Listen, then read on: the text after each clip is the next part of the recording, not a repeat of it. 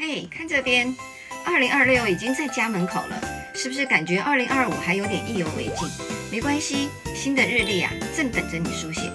把去年的遗憾、没完成的小目标，轻轻地折好，放进回忆的抽屉。现在眼前是一张全新的画布，2026，你的主场。今年你想让生活多点什么颜色？是学一项炫酷的新技能，是开启一趟计划已久的旅行，还是单纯决定每天早睡1小时，多爱自己一点点？不必是惊天动地的计划，一个微小的开始就是好的展望。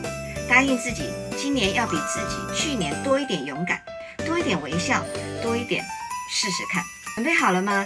深吸一口气，跟2025挥挥手，然后转身大步拥抱你的2026。点个赞，在评论区留下你的新年第一个小目标吧。